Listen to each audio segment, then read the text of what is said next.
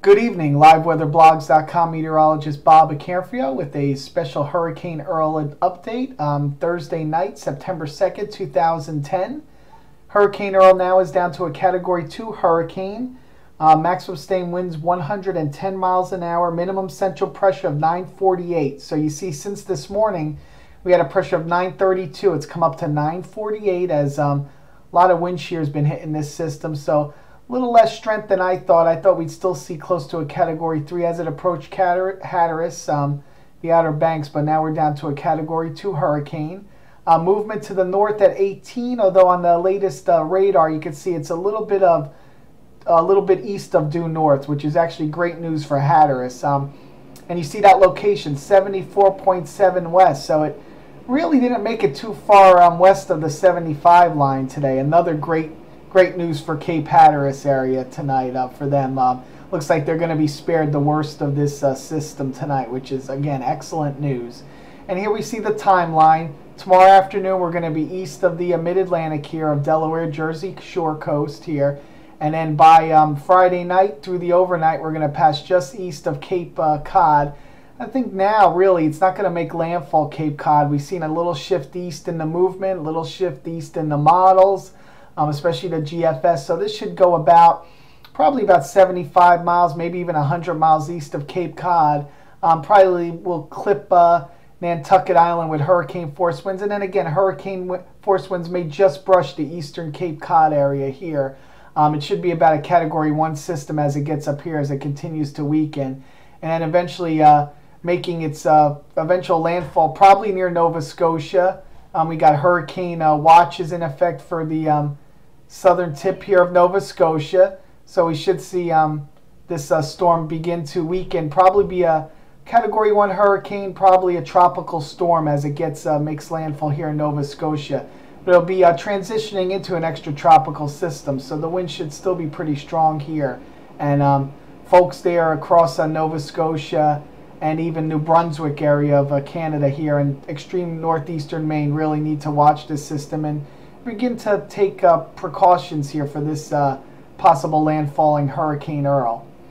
And again, so that's what I'm thinking here. That's going to be the track, pretty much just like the National Hurricane Center predicts it here. Maybe a little east here of this center line. Might even go a little farther east. So again, good news for Cape Cod as well.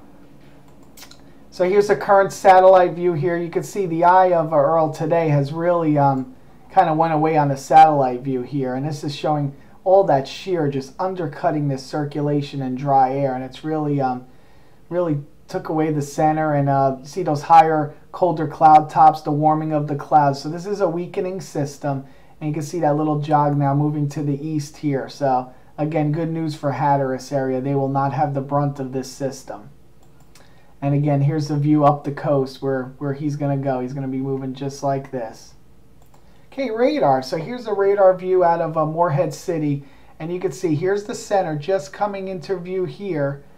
This is where the strongest winds are located, right in this band here. This band's going to stay well off the coast.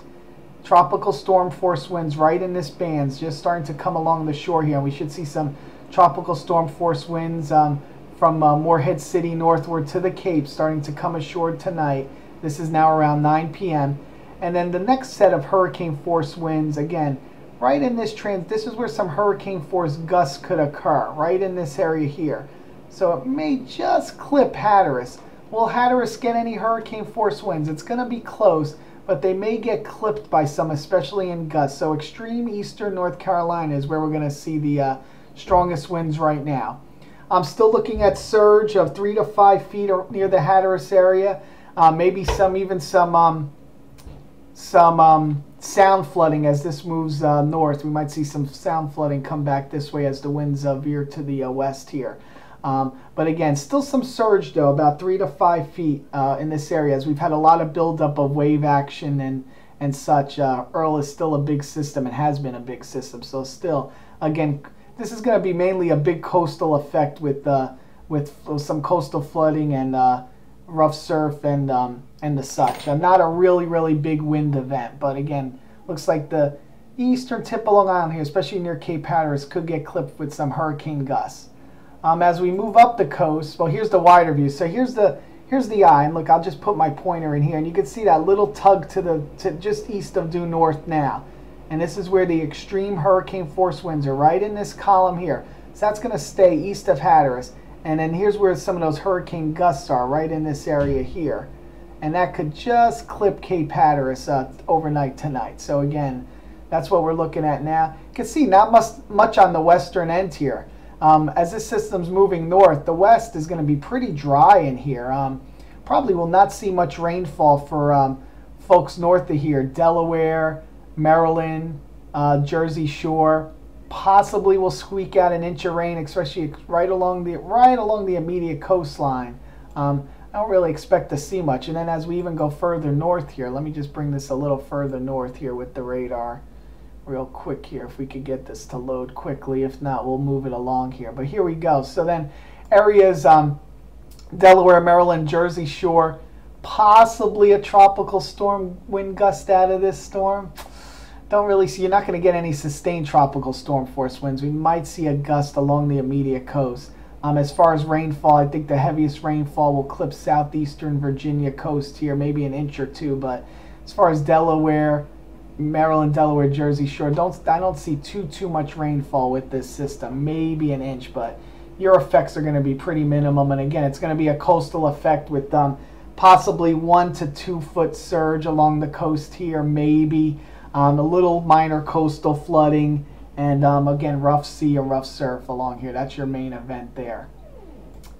And here's the bigger picture water vapor loop. You can see that dry air really undercutting this system now, so we could see weakening all the way till it gets, this is going to be in a steady state weakening as it moves up the coast down. Here's our friend the trough that's going to kick this system, nudge it just a little east, just enough to take us out of the main threat from Earl. Latest models, again, hasn't changed much. This say just east of Cape Cod and then into Nova Scotia. And then the GFS, this is tomorrow afternoon. You see pretty well east of the Jersey, Delaware, Maryland coast. They should just get brushed by this system. So I said maybe a little rainfall, though not much rainfall on the western side, and maybe, just maybe, a tropical storm force wind gust. And then as we roll along, this is again, Friday night. This is when it's going to pass east of the Cape. And it's looking like probably about 75 to 100 miles east. So these hurricane force winds could possibly clip Nantucket Island and maybe just clip the eastern edge of Cape Cod there. But the main front of the hurricane force wind should be mainly offshore.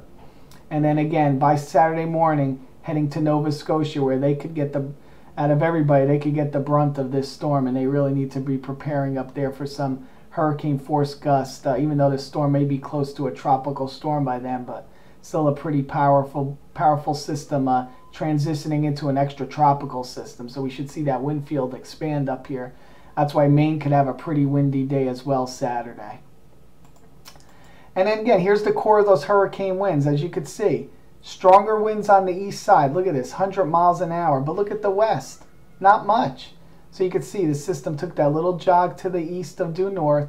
So say if it moves just like this, and these strongest hurricane winds are going to stay offshore, maybe this area right in here, this is where some of those hurricane gusts could occur. And like I said, that could just clip the eastern end of right here near Cape Hatteras. So that'll probably be the only areas on North Carolina experiencing any hurricane force winds tonight as we go through the overnight. So again, great news for North Carolina. This could be even great news for the Cape, as it looks like it's going to pass a little farther east. So let's go back here. So this is, again, my thinking. Areas in the blue, tropical storm warnings up the coast. This hurricane watch should be discontinued, I would think, at 11. I don't think we're going to see this hurricane watch. It should be done here for Delaware, Maryland. You're not going to see any hurricane winds out of this. They will probably keep this tropical storm warning, I guess.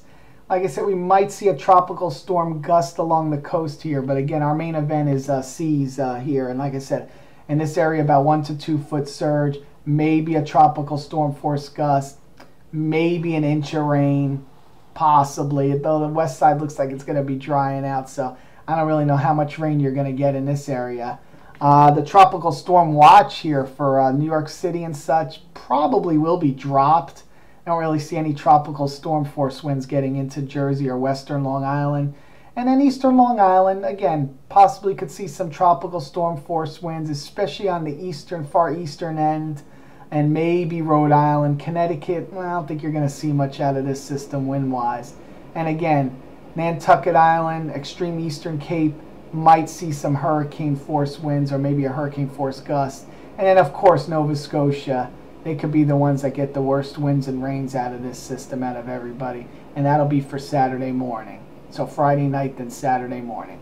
So that's my thinking right now. I will have another update for you guys tomorrow morning on Hurricane Earl and the rest of the tropics. You all have a good night. Take care. And let's stay tuned to liveweatherblogs.com all night for latest updates.